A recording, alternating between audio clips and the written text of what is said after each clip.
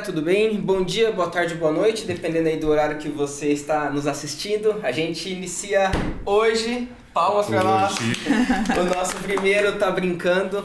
É um sonho, um projeto nosso que se torna realidade hoje. Antigo, né? Sonho antigo. De alguns meses. De 2 meses atrás. Então, para isso eu queria muito agradecer a galera da Ponto Arc, galera da Adventure TV que está nos ajudando aí, nos dando esse apoio. Sem eles a gente não estaria aqui. Né? Então, assim, é muito legal a gente ter parceiros que têm nos ajudado a tirar esse sonho do papel e a se tornar realidade. Tá, então com o decorrer aqui vocês vão nos conhecer melhor, conhecer a ideia do nosso projeto, saber o que nós queremos propor. E para isso vamos começar nos apresentando. Fala aí cada um o seu nome. Eu vou começar. Meu nome é Fernando. Eu sou terapeuta infantil, trabalho com crianças e acho que é isso. Eu sou a Giana Elise, professora de Educação Física, há uns 17 anos na área, agora atualmente há uns 2 anos trabalhando com a psicomotricidade com os autistas. Eu sou a Maria Vitória, estudante de terapia ocupacional, atuo com crianças autistas e é isso. E eu sou o Diego, também formado em Educação Física, trabalhamos juntos, todos nós, né, estamos aí no mesmo barco. E Fer, quer dar um panorama geral? Talvez do nosso atendimento. Do nosso atendimento, a gente trabalha, todo mundo aqui trabalha junto, a gente trabalha com criança autista, né, especificamente. Essas crianças, claro que elas têm outras neurodivergências, né, junto, mas o foco é no autismo, vamos dizer assim, né? O projeto onde a gente trabalha é com crianças autistas, né? A gente trabalha numa clínica que é dentro de um hospital aqui da cidade. Que mais? Vamos lá, podem me ajudar. Vocês trabalham junto comigo. Acho que é isso. É uma clínica que funciona dentro do hospital. A gente tem esse foco de atender crianças que... Acho que ao longo aqui a gente vai acabar falando disso, que nos trazem as mais diversas demandas. E assim, a gente começou com crianças, mas hoje a gente atende adolescente, tem alguns adultos também, autistas, porque o autista cresce e vira adulto. Né? Hoje em dia nós temos vários adultos que são autistas. Exatamente. Que são autistas, que viraram autista, né? que se descobriram. Se descobriram. E a gente pode falar já ou você vai segurar o segredo para mais? Qual segredo? Frente, o seu. O meu segredo? Pode falar. Não sei que segredo que é. A minha vida é um livro aberto. Não, fale você, posso falar seu segredo. De que você também... eu me descobri autista também. Quando eu cresci. Então eu também sou um autista adulto que se descobriu agora. Justamente por causa do maior leque, né? Um leque maior de informações que a gente tem hoje em dia, foi muito mais fácil para eu entender que eu também sou autista. E daí eu fui... E trabalhando com as crianças autistas também foi o que me ajudou muito, porque eu vendo os comportamentos, eu olhava e falava, mas quando eu era pequeno eu fazia isso. Eu era assim, não sei o que, e vendo as dificuldades que eu tenho para enfrentar algumas coisas do mundo, aí me veio uma pulguinha atrás da minha orelha, né? E eu fiquei pensando, será que eu sou, será que eu não sou? E daí eu fui atrás de uma neuropsicóloga, fiz uma avaliação com um neuropsicólogo e... O resultado do exame foi positivo. Positivo para o autismo. Legal. E estamos aí. E estou descobrindo mais e mais sobre mim, mais e mais sobre o autismo também. Isso que é legal também, né? Tipo, eu consigo entender um pouco das crianças, né? Legal. Por eu viver isso. E eu acho que o bacana também da nossa equipe, né? É que nós trabalhamos juntos na clínica, mas a gente também tem, por exemplo, o caso da Ana que trabalha na escola. Então, é uma área da nossa atuação que às vezes a gente restringe muito a dentro da clínica, né? A psicomotricidade, todas essas coisas que nós estudamos dentro da clínica, mas a gente também, na escola, cabe muito isso, né? Sim. Na verdade, como o nosso grupo, às vezes a gente faz os atendimentos em conjunto, a gente acaba tendo esse diálogo, né? E essa troca, até de referências teóricas, de estudos, de outras áreas, né? E acho que daí vocês poderiam trazer a ideia do nome, né? do nome que Tá vocês... brincando? Que eu acho que Qual seria que é a ideia, interessante. Vitória? Vai lá, Vitória, fala pra gente qual que é a Como é que ideia. foi esse processo? Um belo dia, no intervalo de um paciente e outro, né? A Anne não tava, Não né? Não estava. era o dia que ela tava atendendo. Nós, eu, o Fernando e o Diego. Você estava na sala 12, né? Você estava lá. Você tava lá? Aham, eu já tava. Verdade, né? Você tava na outra Nossa, sala. verdade. Mas foi assim, do nada também. Aham. Pensamos, né? Poxa, seria legal a ideia do podcast. A gente já conversa tanto, né? Essa é Ali uma dentro- conversa, né? Sobre o que a gente conversa. Dentro da sala, da clínica, nos atendimentos. E daí surgiu a ideia, né? Por que não conversar sobre isso de uma forma com que a gente passe para outras pessoas também, né? E aí veio, todo mundo gostou da ideia e a gente já, no mesmo dia, já procuramos um nome, né? Sim. Já decidimos, poxa, como que vai ser e tal. E aí o nome veio, na verdade o nome tem duas motivações, vamos dizer assim. Tem a motivação técnica, vamos colocar dessa forma, que é realmente a importância do brincar, a importância que a criança precisa passar por isso, né, pelos N fatores que a gente vai acabar elencando aí aqui no decorrer de hoje, dos próximos dias, e que a gente tem visto que às vezes as crianças chegam privadas disso, né, que a criança, tipo, a gente vê que a criança não brinca por N Exatamente. fatores. E lembrando que o brincar faz parte da criança. Exatamente. Né? É a principal ocupação Exatamente. da criança, Isso, na né? terapia ocupacional a gente sabe que é uma das ocupações da criança, é o brincar. Então, Exatamente. e hoje em dia o que está acontecendo?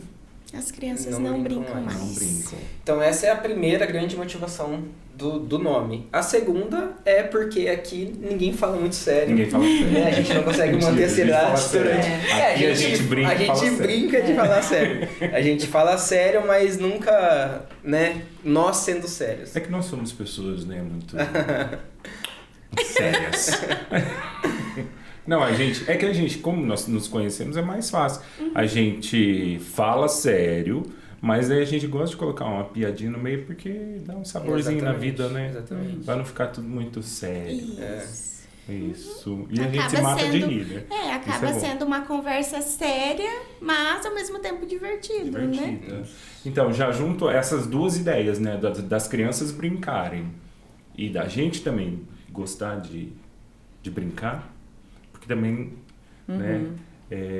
Juntou no nome. Tá brincando? A gente quer saber. A sua criança, o seu filho, tá brincando em casa?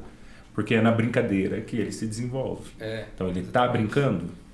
Seu filho tá brincando? E aí vale também a gente colocar o ponto de que, às vezes, se você respondeu a pergunta do Fer falando assim, meu filho tá brincando. Tá brincando. Mas Tá o brincando brincar dele é estar com quebra-cabeça. Não vamos nem usar tela por enquanto.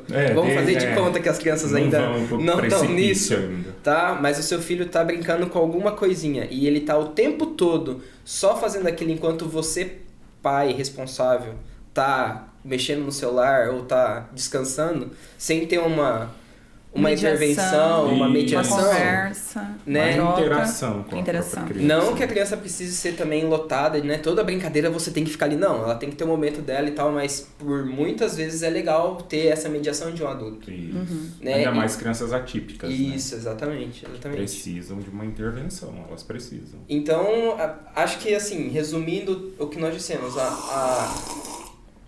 É só pra mostrar a caneta. a nossa canequinha. Se você gostou da nossa caneca, quiser adquirir uma, calma, tá? Calma que vai ter. Caneca, camiseta. É o primeiro dia, mas nós já tá com coisa já que vocês não estão entendendo. Bonequinho. Então, assim, resumindo tudo, acho que o que fez a faísca de tudo isso acontecer foi a gente ter detectado nas nossas crianças essa dificuldade. Cara, as crianças não estão brincando. As crianças não estão se movimentando. Isso. Porque a gente pega, às vezes, crianças que já têm uma idade um pouquinho mais avançada e a gente vê que nem tudo é o autismo, nem tudo Sim. é a Exato. condição. Entendeu? Chegamos nesse ponto. Chegamos nesse ponto. Atividades elementares de crianças que não conseguem subir numa cadeira, que não conseguem se equilibrar. Igual essa semana passada numa aula, eu fiz uma atividade de subir e descer a cadeira, as crianças elas não têm esse repertório motor. E quando sobe numa cadeira, fica com medo, porque não foi desenvolvido o equilíbrio, né? E são marcos do desenvolvimento que a gente vai trazer também, que a criança está vindo com uma defasagem por falta de vivências motoras por meio da brincadeira. Exatamente. Né? Então, a gente consegue ter essa visão, né, do quanto brincar é importante nas nossas intervenções. E a gente tem visto, essas 2 últimas semanas, a gente tem trabalhado muito parte de respiração. E às vezes a gente acha que estamos encontrando essas defasagens em áreas muito complexas. E não estamos. Né? Não, a gente tem visto a dificuldade que a criança às vezes tem no ato de, com um canudo, soprar ou sugar. Isso. Né? Só falar, já vamos... É que assim, a gente também vai trazer, o que a gente vai conversar aqui vai ser tudo meio que baseado em fatos científicos, né? Não é achismo. Os achismos. A gente pode até achar alguma coisa, mas a gente vai tentar provar nossos que é uma das questões que nos uniu, né? Na questão da preocupação teórica, dos estudos, do aprofundamento, né? De dar um direcionamento. Né? E o Diego trouxe a respiração. Então, a gente vai também falar sobre a psicomotricidade, que nós temos formação, né? Especialização em psicomotricidade. Então, a gente vai tentar mostrar a importância da psicomotricidade. A gente vai falar um pouco mais sobre psicomotricidade nos outros episódios, mas a gente vai mostrar a importância da psicomotricidade e a importância do básico. Às vezes o básico, a primeira coisa lá que devia estar acontecendo de forma adequada não está acontecendo. É isso. Né? Que é o caso da respiração. A respiração é um enfoque psicomotor. Deixa eu só mostrar esse livro aqui da minha professora Cacilda. A respiração é um enfoque psicomotor, ela faz parte do desenvolvimento psicomotor, ela é a nossa psicomotricidade e esse enfoque psicomotor não está acontecendo direito na criança. Ele é o primeiro de toda a escala, a hierarquia, a escala de desenvolvimento. Ele é o primeiro. E ele já não está acontecendo de forma adequada. O que acontece? Os outros enfoques vão sendo prejudicados. Exatamente. Então é um papo que a gente até depois vai querer entrar bem mais detalhado, porque isso é muito válido, né? A gente transmitir esse conhecimento, até por uma questão que a gente trouxe hoje enquanto vinha pra cá, né? Que você apontou, da gente... Vamos abordar mais essa parte da psicomotricidade, porque hoje... Exatamente. Hoje então, temos visto... A gente vai falar sobre a psicomotricidade, a terapia ocupacional, né? Um pouco. Só que assim, a terapia ocupacional vai ficar um pouquinho mais pra frente, porque a terapia ocupacional, como a gente estava falando, ela é única. Todo mundo que estuda a terapia ocupacional, a TO, estuda as mesmas coisas. Então, ela tem um caminho único a ser seguido. A psicomotricidade, hoje em dia, no Brasil, ela está uma salada de... Nem é fruta, né? É uma salada de várias coisas. Porque cada um fala uma coisa, em vez de seguir uma ciência só, que tem um caminho, tá todo mundo falando... qualquer coisa, aí na internet você vê qualquer coisa acontecendo também, o povo faz qualquer atividade falando que é psicomotricidade e às vezes não é. Aí quer tentar provar por meio de um monte de atividade ou falar, isso aqui está trabalhando coordenação motora, está trabalhando esquema corporal, está trabalhando isso e aquilo, e às vezes não está. Só coloca lá para encher a linguiça. Exatamente. Então a gente vai trazer também aqui assim a verdadeira psicomotricidade, vou falar assim, né? O que realmente é a psicomotricidade. Então é isso, embora nem toda fala nossa a gente vai ficar falando as referências, nome de autores, até por alguns momentos sim, mas nem todos. Né, mas que já fique bem claro que tudo que nós falamos é muito bem embasado, porque nós temos aqui... A gente tem aqui, né, todos os livros, inclusive, só fazendo uma propaganda, eu fiz parte desse livro, tá? Então comprem. Depois a gente fala sobre isso. Depois a gente vai dar uma falada sobre os livros, mas assim, a gente tem mais ou menos os mesmos... as mesmas preferências. Nós gostamos de estudar as mesmas coisas, estamos fazendo, né, as mesmas poses. As mesmas poses. É verdade, estudamos neurociência. É verdade, nós estudamos neurociência. Então, e é muito legal a gente pensar assim, nós trabalhamos hoje com crianças neuroatípicas, mas o que a gente quer propor aqui é para crianças no geral. Criança. Ser humano no Porque geral. a criança atípica, antes de tudo, ela é uma criança. Então, isso aqui que a gente já deu esse panorama, serve pra você, tipo assim, você papai aí na sua casa, quer testar? Pega um canudo e faz uma atividade com seu filho, pra ver se tá legal Uma ou se não atividade tá. assim, ó, pra ele soprar com um canudinho. Ele rasga uns papeizinhos, né? Papelzinho. Coloca ali no chão, na mesa, pede pra soprar, ele sopra, vê como tá a potência do sopro, né? Como... E depois pede pra eles, pega um papelzinho maior, pede pra ele sugar esse papelzinho. E colocar numa caneca. Às vezes é a própria atividade que a gente fazia quando era criança, né? Exatamente. Nas festas, encher bexiga, né? Encher bexiga. A gente tinha um monte de brinquedinho de soprar, né? A gente, com 2 pacientes hoje, mesmo eu e o Diego, eles conseguiam encher a bexiga, só que eles não sabiam dar o nó na bexiga. E aí a gente fez o passo a passo e até uma delas, né, das pacientes ficou muito feliz de conseguir, porque ela conseguia encher, mas ela não tinha aquela ideia da praxia fina de organizar ali os dedos para fazer o nó. Isso, ela ainda disse que foi a primeira bexiga que ela encheu na vida. com 12, 13 anos. Então, Aí assim, entra a questão também que a gente fala de conhecimento de mundo, né? Que as É, crianças não estão tendo. Exatamente. Porque não brinca, não vai pra rua, a criança é presa dentro de casa. A gente tem um paciente que a gente perguntou sobre um animal, alguma coisa, né? Não Lembra? sabia. Aquele paciente que a gente atende na terça-feira à tarde. A gente perguntou sobre um animal e ele não sabia, simplesmente não tinha ideia do que era. Exatamente. Porque não tem um conhecimento de mundo. Sim. E o quanto que eles ficam limitados até repertório motor, em tudo, né? Isso. Porque a gente vê que às vezes são crianças que no nosso atendimento não temos muito espaço para que elas corram, coisas do tipo. Mas a gente vê a forma do caminhar, a dificuldade às vezes no saltar, né? Então, tipo assim, é uma série, e como a gente vai falar mais pra frente, é uma série hierárquica que Sim. não vai se formando. Que não né? vai se formando. Então, aí chega às vezes lá no final e a gente recebe as crianças com os pais com a queixa: meu filho não escreve. Meu filho não pega na caneta de Mas forma seu filho correta. nem se equilibra direito. Entendeu? E aí lá no escrever a gente também tem bastante coisa pra falar, Vixe, né? tem muita coisa. É legal até a gente chegar lá. Então é isso, eu acho que a nossa ideia é bem essa, de tipo assim, o neurodesenvolvimento de crianças. Porque a gente tem visto que as crianças no geral Isso. têm tido pouca... É claro que a gente vive hoje, e aqui a gente pode até falar um pouco disso também, de como foi a nossa infância. Sim. Era uma outra época, né? Brincar na rua... Enfim, a gente sabe que hoje não dá pra repetir a infância que nós tivemos.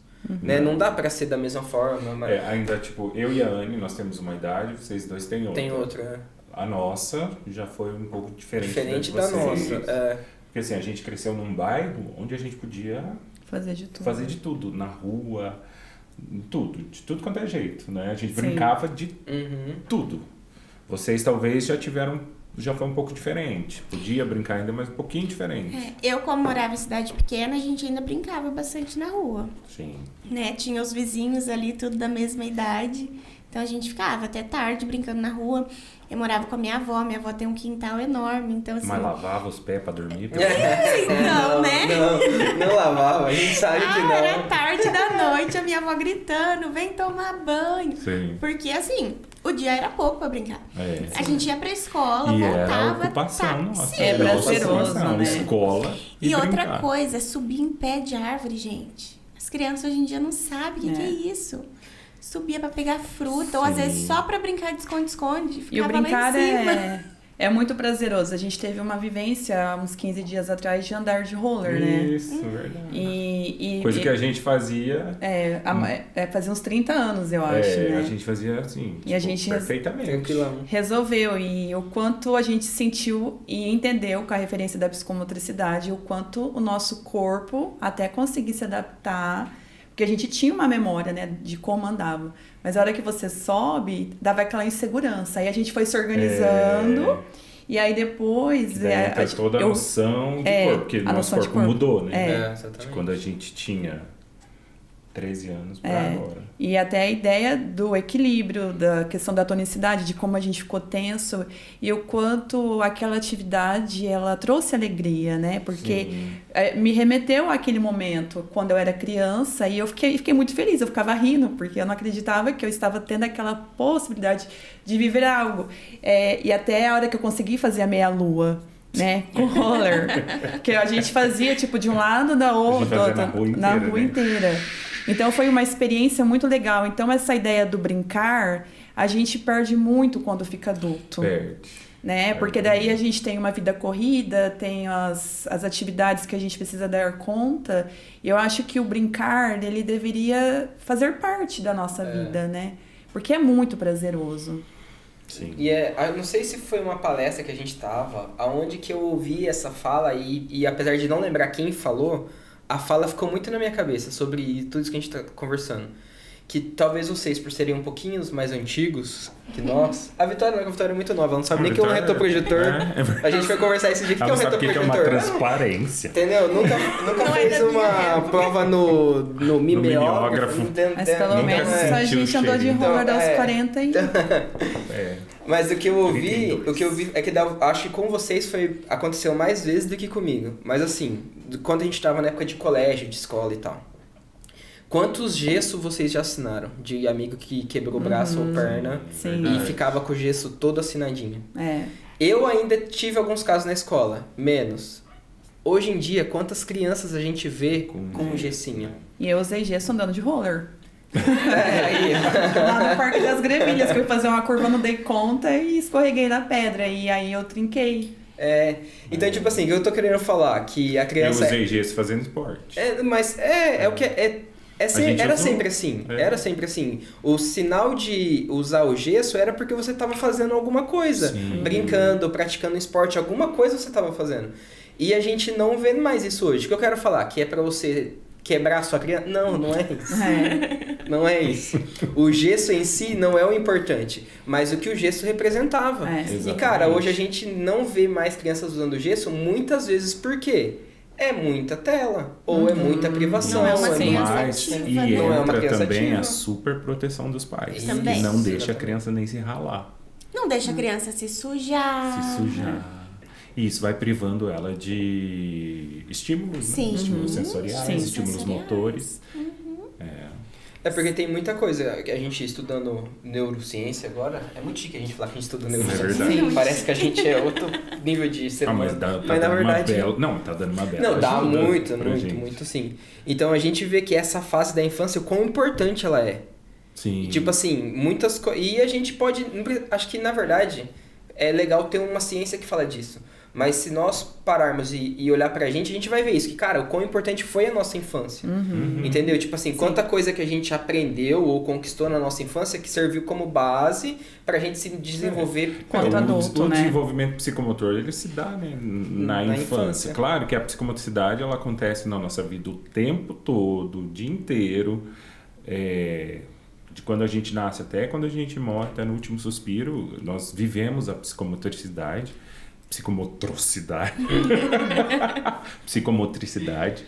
Só que assim, o momento do desenvolvimento dela é no começo da vida. É até ali 6, 7 anos, né? Que é o momento que as crianças têm que brincar para aprender. Que é a janela de aprendizagem deles, tudo. Tudo acontece ali nesse primeiro momento da vida, né? E hoje em dia, esse tudo não está acontecendo. Não acontece. E até na escola não é valorizado brincar, né?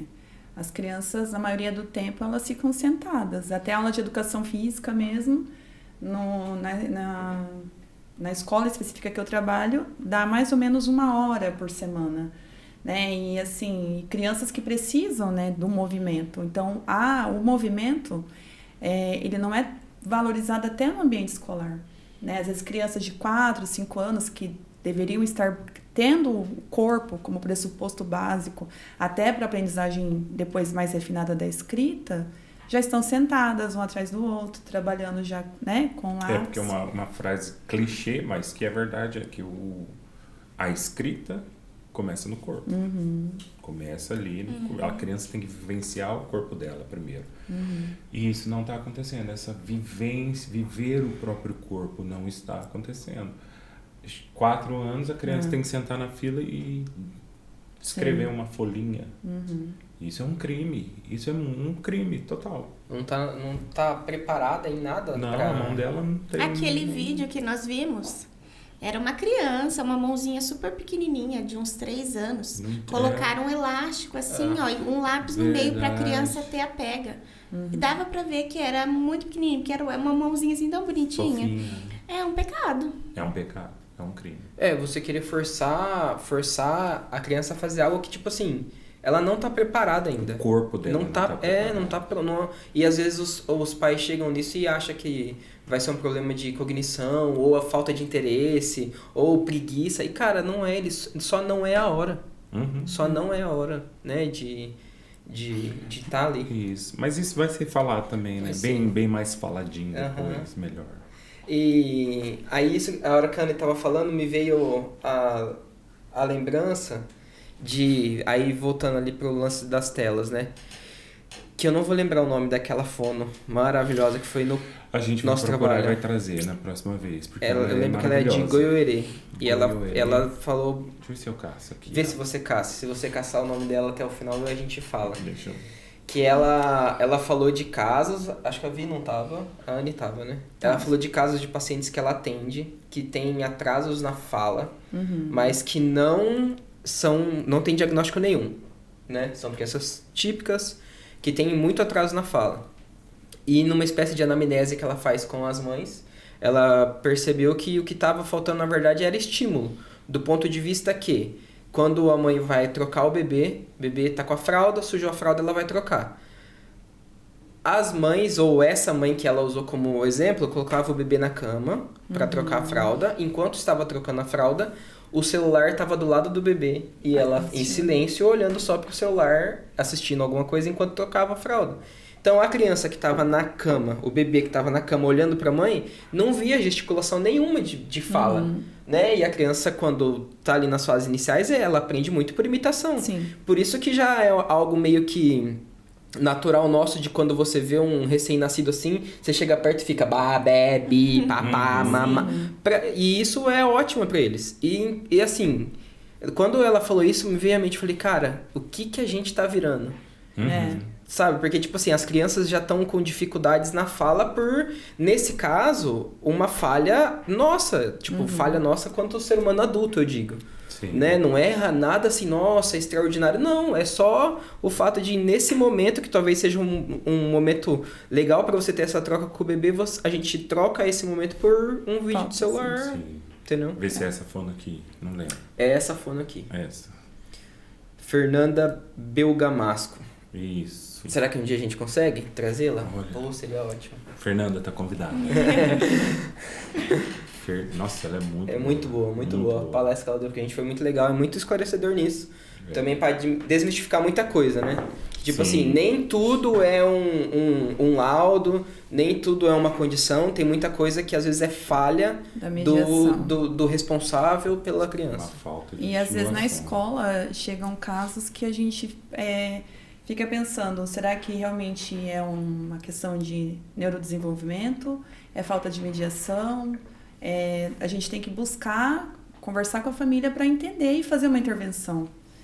E muitas vezes é na escola que a gente consegue perceber esses atrasos de fala, a questão da atenção que a criança não tem, né? E aí nesse processo, né, da interação com as outras crianças, comparando aos marcos de desenvolvimento, a gente consegue perceber os atrasos, mas aí fica aquela dúvida, será que é um transtorno? Será que é algum problema de desenvolvimento ou é uma falta de mediação? Isso é que eu acho que mais pega hoje. É isso mesmo. Vamos dar Você ia falar alguma coisa? Não? Acho que é isso. A gente falou um monte de coisa, era só pra dar um panorama, a gente já falou um monte de coisa, tá ótimo. Então é isso. E aí, pra você que tá nos vendo, teremos outros profissionais aqui, né? É a ideia nossa de trazer pessoas para... Se eles aceitarem. Se eles aceitarem. É bom que aceite agora, porque depois que a gente ficar famoso, eu não sei se a gente vai... Entendeu? Vai ter depois a régua vai subir, depois que a gente né? começar a fazer vários shows. Entendeu? Começar a vender caneca e tudo mais, aí vai... Mas a gente trabalha com uma equipe bem rica, assim, em várias formações, então a ideia é trazer algumas das pessoas que trabalham conosco, outras pessoas que também atuam nessa área, para sempre poder ir enriquecendo mesmo, né? Esse papo, essa conversa. Acho que é isso. É isso, galera. Alguém quer dizer algo mais para concluir? Não? Maravilhoso? Maravilhoso. Perfeito. Então, todos olhamos para lá. Aí, valeu, galera, então. Até o Vamos próximo. olhar, né? Ali. Valeu, até o próximo.